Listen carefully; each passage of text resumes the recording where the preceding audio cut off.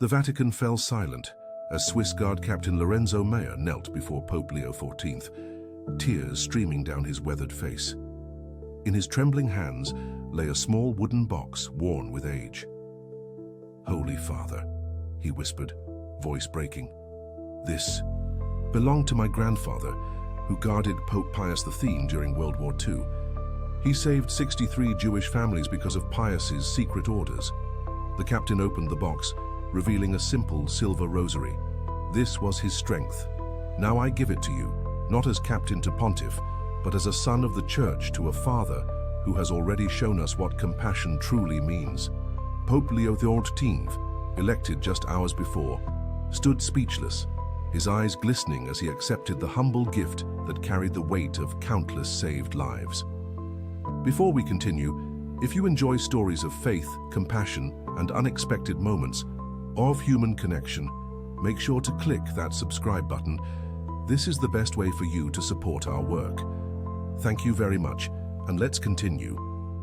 The extraordinary scene unfolded in the Apostolic Palace just hours after white smoke billowed from the Sistine Chapel chimney, signaling to the world that Cardinal Robert Francis Prevost of the United States had become Pope Leo XIV. The 68-year-old former Bishop of Chiclayo, Peru, had been considered a surprise choice by many Vatican observers. Though respected for his intellect and compassion, few had predicted the conclave would select the unassuming American with a reputation for quiet diplomacy and genuine concern for the marginalized. As the new pope greeted the assembled Vatican staff in the Sala Clementina, no one expected the moment that would soon unfold, a moment that would reveal the character of this new pontiff more clearly than any formal speech or blessing could. The Swiss Guards, resplendent in their iconic Renaissance uniforms of blue, red, orange, and yellow, stood at attention as they had for centuries, protectors of the papal office since 1506. Captain Lorenzo Meyer, a 15-year veteran of the elite corps, had maintained the stoic demeanor expected of the Swiss Guard throughout the conclave and subsequent ceremonies. At 42, with salt and pepper hair peeking out from beneath his helmet, he embodied the discipline and tradition of the world's smallest army. What no one knew was that he had carried a precious family heirloom with him throughout these momentous days, waiting for the right moment. As Pope Leo XIV made his way through the reception line, greeting each person with remarkable warmth for a man who had just assumed one of the world's most demanding positions, Captain Meyer felt a growing certainty that this was the moment he had been waiting for. When the Pope reached him, something in the Holy Father's kind eyes and genuine smile broke through the captain's professional reserve. "Your Holiness," Meyer said, his voice suddenly thick with emotion, "may I have a moment of your time?" The request was irregular, unexpected, and the papal master of ceremonies looked momentarily alarmed. But Pope Leo XIV, with the natural intuition that had served him well throughout his pastoral career, simply nodded and said, "Of course, Captain." What happened next stunned the assembled dignitaries, clergy, and staff. Captain Meyer removed his ceremonial helmet and sank to one knee before the Pope. The room, which had been filled with the gentle murmur of conversation and congratulations, fell completely silent. Even the ever-present tourists outside in St. Peter's Square seemed to have hushed, as if the world itself was holding its breath. "Holy Father," the captain began, his voice steady despite the emotion evident on his face, "I have served 3 popes in my time with the Guard. I have witnessed moments of great solemnity and historic significance. But today is different." The Pope's expression was one of attentive curiosity, his head slightly tilted as he gave the Guard captain his full attention, a quality those who knew him often remarked upon. Robert Francis Prevost had always been known for his ability to make whoever was speaking to him feel as though they were the only person in the room. "My grandfather, Heinrich Meyer, served in this same corps during the darkest days of the Second World War," the captain continued. "He rarely spoke of those times, but in his final days, he shared stories with me that he had kept silent about for decades." The captain reached into a small pocket sewn into his uniform, a special modification he had requested for this day, and withdrew a small wooden box, simply made but polished to a soft glow by years of handling. The box itself was unremarkable, the kind that might hold cufflinks or a modest piece of jewelry, but the captain held it as if it contained the crown jewels. My grandfather was part of a secret network within the Vatican, Holy Father. Under Pope Pius XIV's quiet direction, he helped smuggle 63 Jewish families out of Rome too. Safety. He never sought recognition for this. He said he was simply following Christ's command to love one another. Throughout the Sala Clementina, people leaned forward slightly, straining to hear the captain's words. Cardinal Ricci, who had been a leading contender in the conclave himself, dabbed at his eyes with a handkerchief. Sister Maria Consolata, who had served in the Vatican Secretariat of State for 20 years, pressed her hands to her heart. Before he died, my grandfather gave me this, Captain Mayer said, opening the box with reverent care. Inside, nestled on a bed of faded blue velvet, lay a simple silver rosary. The beads were well worn, some of the silver linkage between them repaired with obvious care. It was not a valuable piece in monetary terms, nothing like the ornate, jewel-encrusted rosaries often presented to popes as gifts from heads of state or wealthy benefactors. But even from a distance, everyone could see that this modest string of prayer beads carried a worth beyond price. He told me that this rosary was given to him by a Jewish father whose family he had helped save. The man had purchased it from a Catholic shop as they fled, saying he wanted to give my grandfather something that spoke to his faith, just as my grandfather's actions had spoken to the best of humanity. Captain Mayer looked up at Pope Leo XIV, tears now flowing freely down his face. My grandfather carried this through countless dangerous missions. He said that when fear threatened to overwhelm him, he would touch these beads and remember why he was risking everything, because every human life is sacred in God's eyes.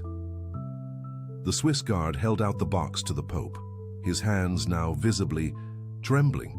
Holy Father, when I heard your first words after your election, when you spoke of building bridges rather than walls, and of remembering those the world forgets, I knew that my grandfather would have wanted you to have this. This was his strength. Now I give it to you, not as captain to pontiff, but as a son of the church to a father who has already shown us what compassion truly means. Pope Leo XIV stood motionless, clearly moved beyond words. In his first hours as pope, amid all the pageantry and formal procedures, this unscripted moment of raw humanity seemed to touch him more deeply than anything that had come before. For several heartbeats, the new pope simply looked at the modest gift being offered to him, his eyes glistening with unshed tears. Then, with a gentleness that would come to characterize his papacy, Pope Leo XIV reached out and took the box. But instead of merely accepting the gift, he closed his other hand over Captain Mayer's, holding it in both of his own.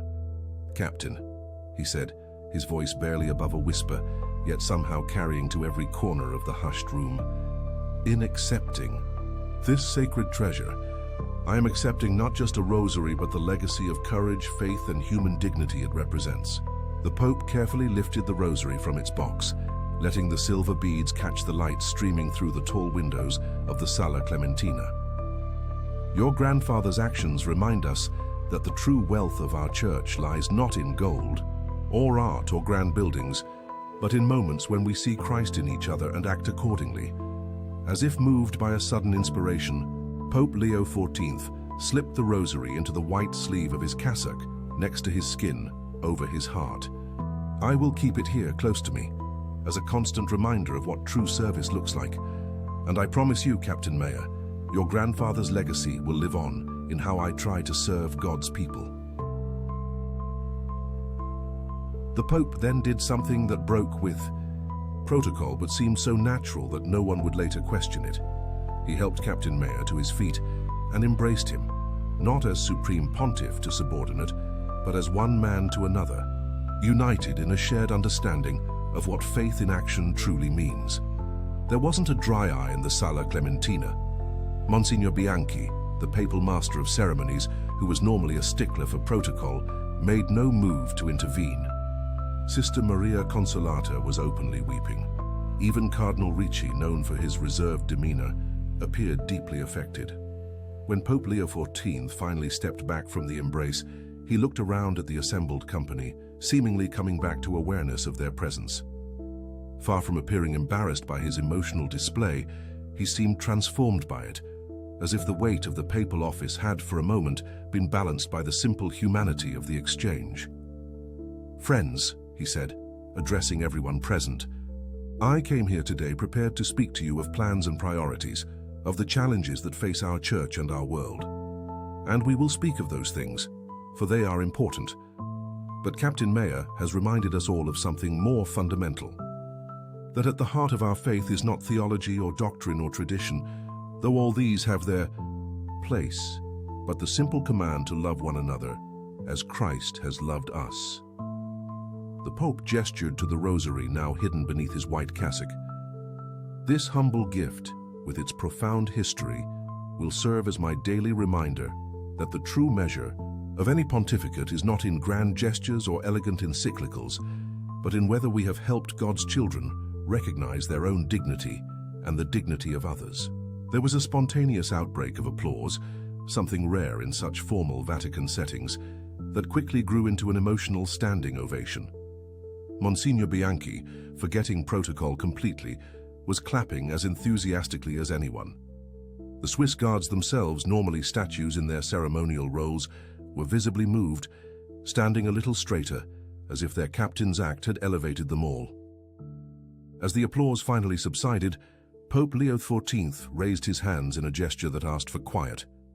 "I would like to offer a special blessing," he said, "not just for those of us gathered here, but for Captain Mayer's grandfather and all those who, like him, have had the courage to see humanity where others saw only differences, to build bridges where others built walls." The Pope made the sign of the cross and everyone bowed their heads. "May the Lord bless you and keep you. May he make his face shine upon you and be gracious to you. May he lift up his countenance upon you and give you peace." His voice, strong and clear, carried the ancient benediction to every corner of the room. As the formal reception continued, something had shifted in the atmosphere. What had begun as a standard ceremonial occasion had become something more meaningful, more authentic. People who had been making polite conversation were now engaging in heartfelt discussions. Cardinals who had supported different candidates in the conclave were seen speaking animatedly together. A sense of renewed purpose seemed to permeate the gathering.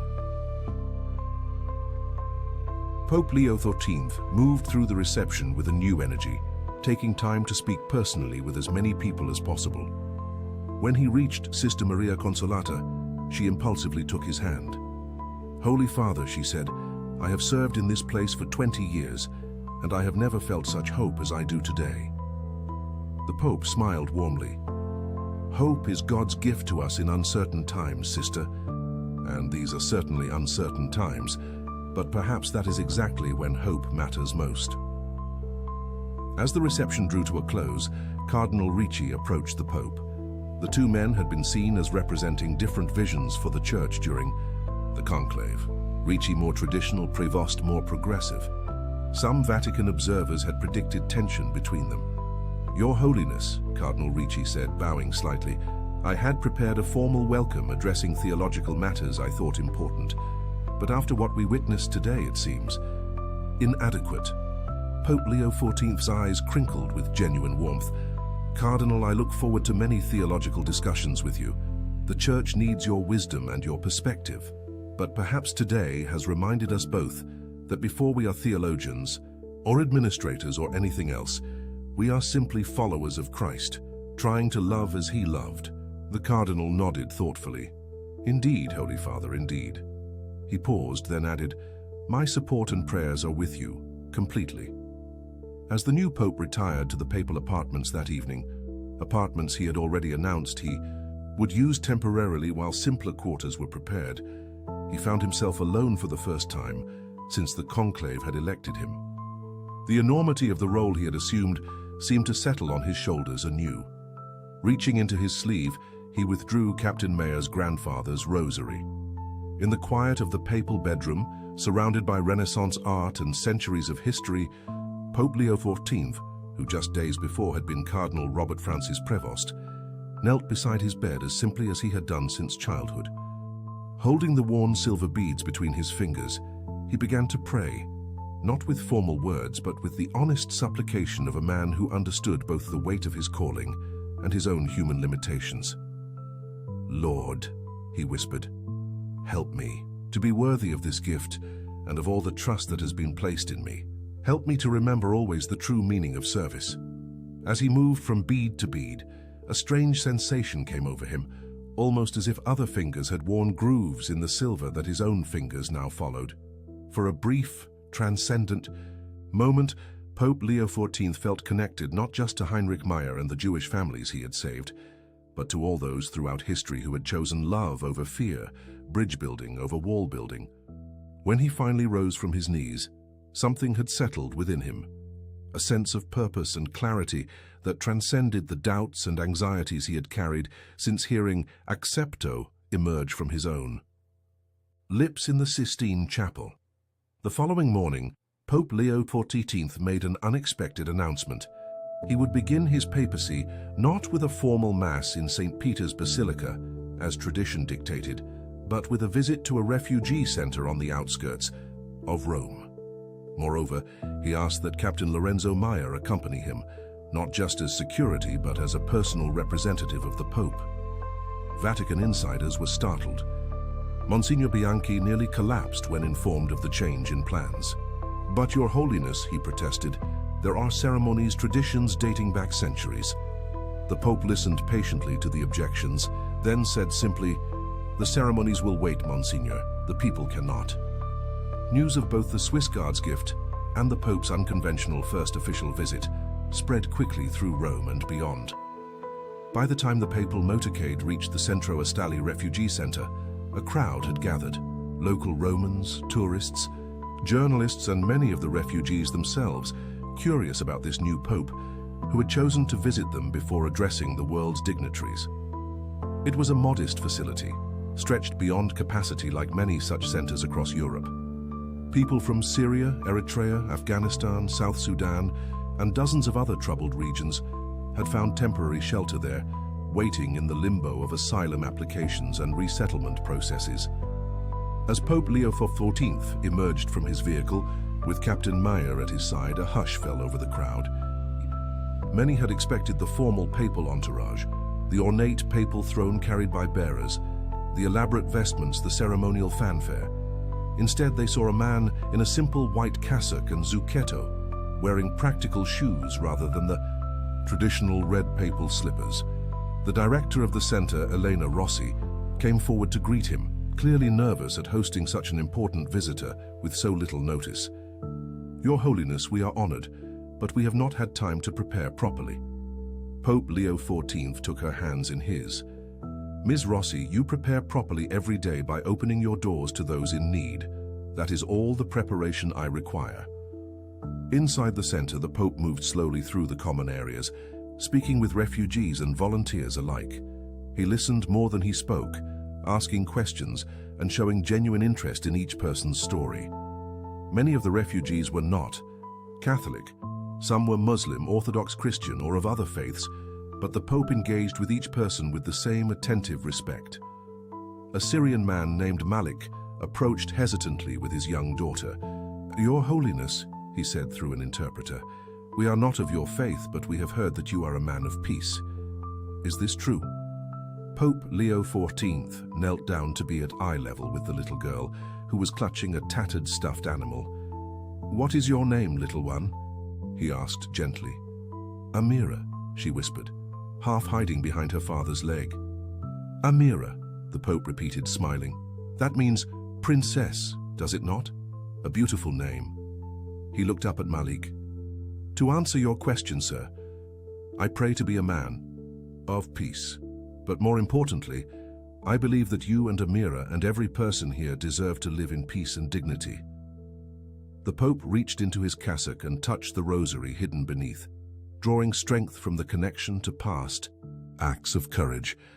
Then, to everyone's surprise, he removed his white zucchetto, the skullcap worn by popes, and placed it gently on Amira's head.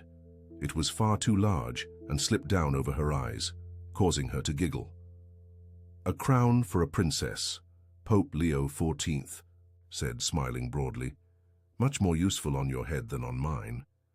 The spontaneous gesture, captured by dozens of smartphones and news cameras, would become one of the defining images of his early papacy. The Pope bareheaded, laughing, with a Muslim refugee child wearing his zucchetto. Elsewhere in the center, Captain Mayer found himself drawn to an elderly Jewish man sitting quietly in a corner, away from the excitement surrounding the papal visit. Something about the man's dignified solitude attracted the Swiss guard's attention. "May I join you, sir?" the captain asked, gesturing to an empty chair. The man looked up in surprise at the Swiss guard in his formal uniform.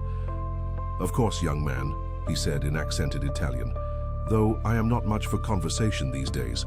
Sometimes silence speaks louder than words," Captain Mayer replied, sitting down. "My name is Lorenzo Mayer. I serve in the Swiss Guard." "David Cohen," the man said, extending a gnarled hand. "Once of Budapest, then Vienna, now, who knows?" "You've traveled far," the captain observed. David nodded wearily. "Too far at my age. But when the anti-Semitism began to rise again in Vienna," he shrugged. "My grandfather always said, when the same signs appear, take a different road."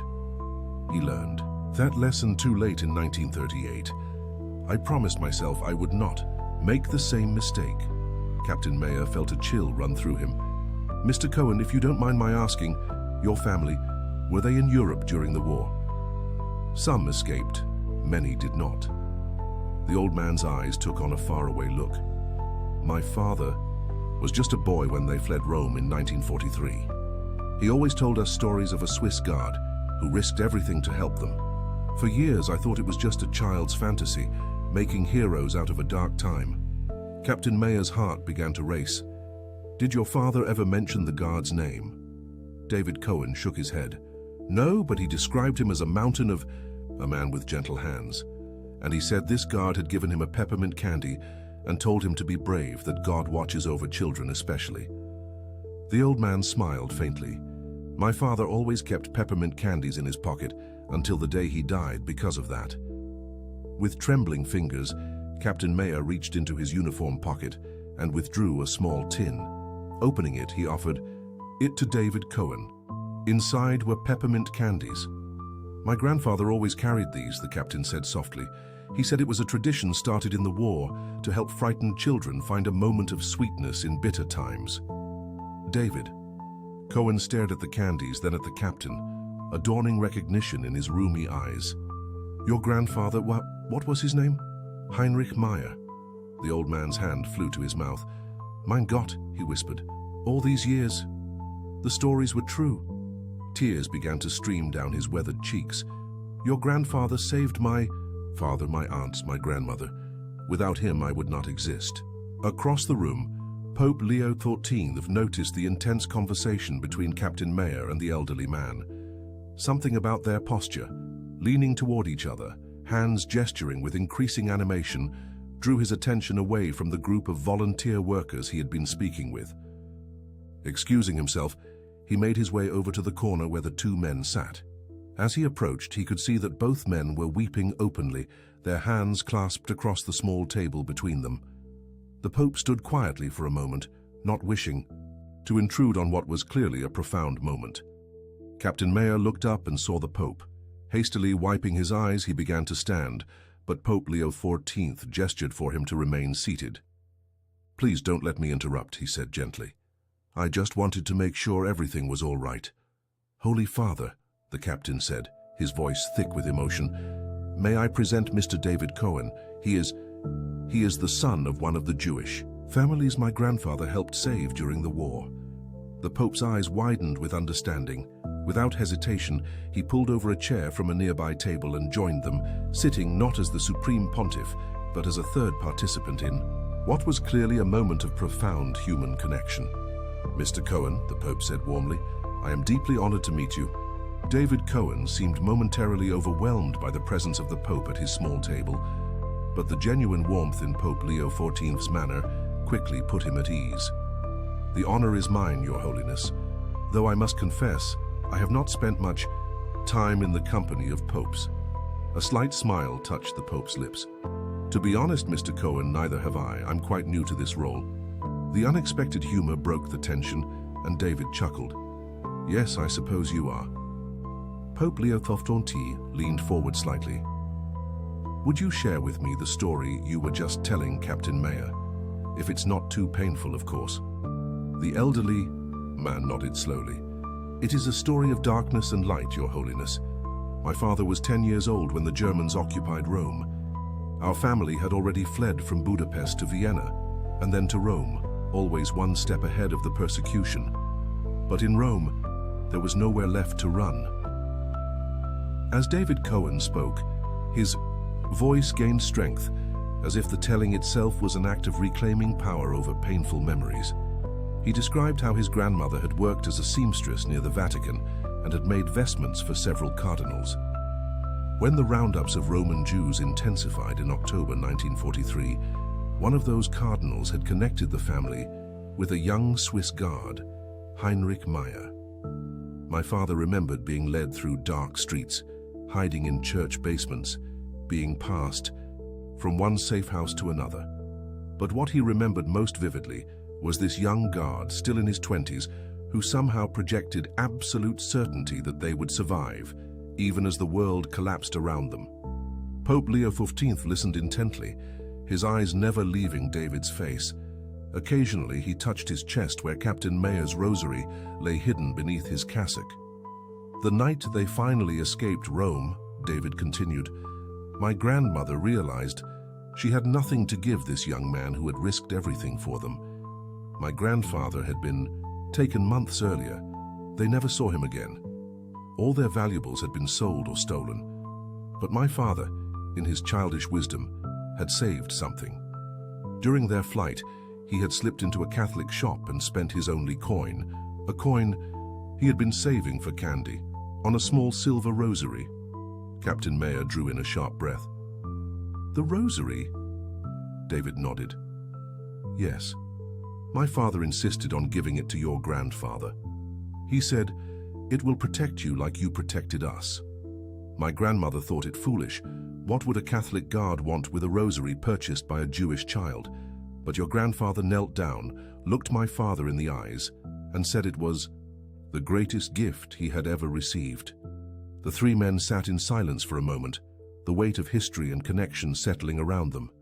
Finally, Pope Leo XIV spoke, his voice gentle but clear. Mr. Cohen, yesterday, as one of his first acts after my election, Captain Mayer gave me a gift, a rosary that had belonged to his grandfather. He told me of Heinrich Meyer's courage in saving Jewish families during the darkest days of the war. The Pope reached into his cassock and carefully withdrew the silver rosary, placing it on the table between them. I believe this may be the very rosary your father purchased. David Cohen stared at the simple string of silver beads, his hand hovering above it but not quite touching, as if afraid it might disappear. May I? He whispered. Of course, the Pope said. With reverent care, the elderly man picked up the rosary, turning it over in his hands. For a long moment he said nothing, his fingers tracing each bead as if reading a story written in silver. Then he pointed to a small, almost imperceptible mark on the crucifix, a tiny Star of David etched into the back. My father said he chose this one because of this star, he said softly. He thought it was a sign that God wanted them to have it, a Jewish symbol hidden on a Christian cross. The shopkeeper told him it was a mistake, a flaw in the casting, but my father insisted it was meant to be. Captain Mayer leaned forward, peering at the mark he had never noticed despite years of the rosary being in his family's possession. All this time, he murmured, it was there, this connection between our families.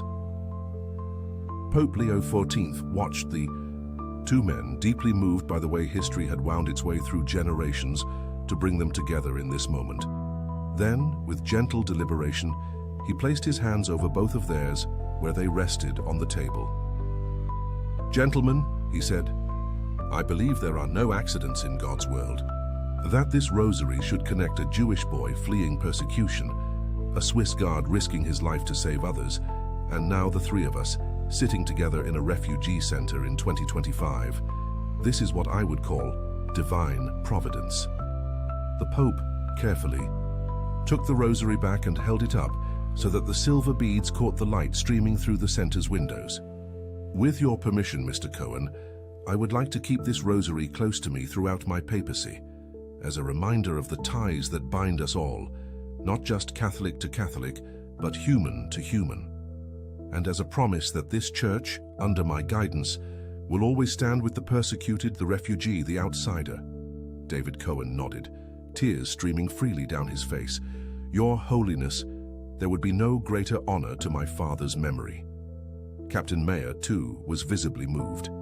Holy Father, my grandfather would be humbled beyond words. Pope Leo XIV looked from one man to the other, then made a decision that would later be described as characteristic of his papacy: bold, unexpected, and deeply human. I believe that God has orchestrated this meeting for a purpose beyond our understanding. Mr. Cohen, would you and Captain Mayer join me tomorrow for a special blessing of this rosary in St. Peter's Basilica? Not as a public ceremony, but as a private moment of remembrance and commitment. Both men nodded, too emotional to speak. The Pope continued, and then, if you are willing, Mr. Cohen, I would be honored if you would share your family's story at the formal Mass that will mark the beginning of my papacy. The world needs to hear it, not just as a historical account, but as a living reminder of what happens when people of faith choose love over fear, compassion over compliance, and human dignity over dogma. David Cohen looked startled. Me, Your Holiness, speaking at a papal Mass. I am not even Catholic. Pope Leo XIV smiled warmly. That, Mr. Cohen, is precisely the point. The Church does not exist for itself, but for all of God's children. What better way to begin this papacy than by honoring the courage of both your father and Captain Mayer's grandfather, a Jewish boy and a Catholic guard, united by their common humanity in the face of unspeakable evil.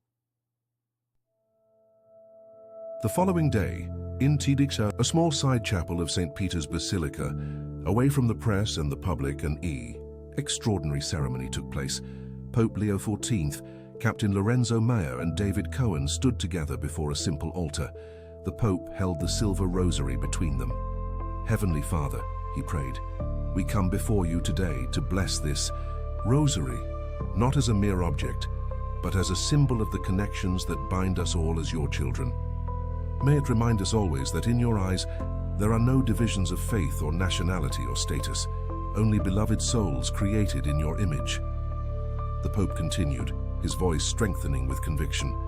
We remember today Heinrich Meyer and the Cohen family, whose lives became intertwined in the darkness of war.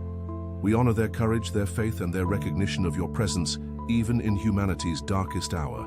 As Pope Leo XIV made the sign of the cross over the rosary, a shaft of sunlight broke through the chapel's stained glass window, illuminating the three men in a kaleidoscope of colors.